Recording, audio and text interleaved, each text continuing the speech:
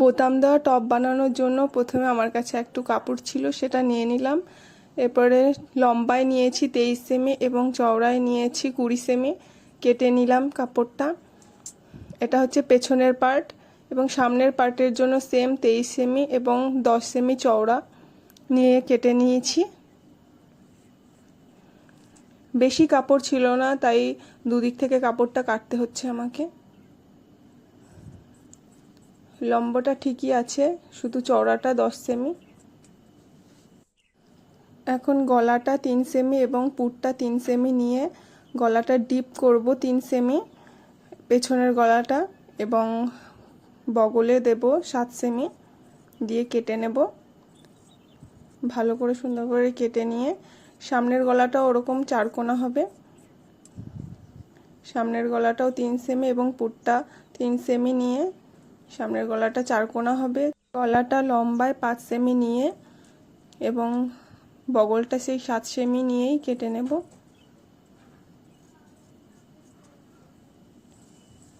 সুন্দর করে কাটা হয়ে গেলে এবার সেলাই করব।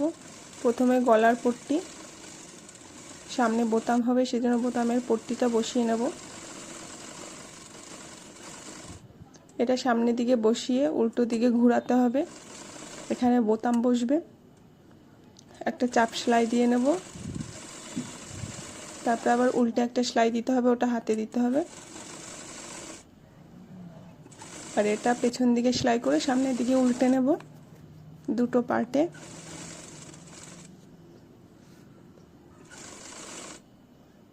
হয়ে গেলে এবারে আমরা ঘাড়টা জয়েন করে নেব। পেছনের পার্টটার সাথে সামনের দুটো পার্ট জয়েন করে নিয়েছি, দেখুন। এরপরে গলাটা সেলাই করব। গলাটা সামনের দিকে সেলাই করে চাপ সেলাই দিয়ে পেছন দিকে উল্টাবো। 4 কোণা গলা আছে, সেজন্য একটা কাট বসাতে হবে এখানে। কাটটা বসিয়ে নিয়ে দেখুন হাতে সেলাই করে নিচ্ছি। গলাটা হাতে সেলাই করলে গলাটা খুব সুন্দর বসে থাকে। এরপরে সাইড সেলাইটা করে নিলাম। নিচে একটু ফাঁকা রাখবো। সাইড সেলাইটা হয়ে গেলে হাতা করব। হাতাটা ঘটি হাতা হবে, লং ঘটি হাতা, সেজন্য কুচি বসাচ্ছি। দেখুন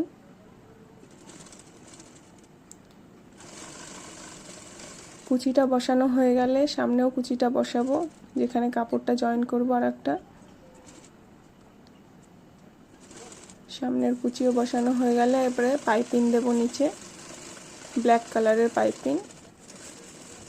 পাইপিংটা অন্য একটা কাপড়ে অ্যাটাচ করে তারপরে এখন লাগাচ্ছি হাতাতে।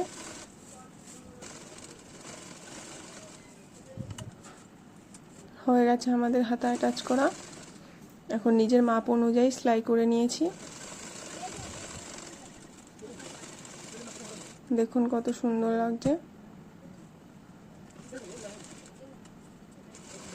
সাইডে চাপ সেলাই বসিয়ে নিলেই দেখুন হয়ে গেল আমাদের বোতামওয়ালা টপ, ঘটি হাতা বোতামওয়ালা টপ।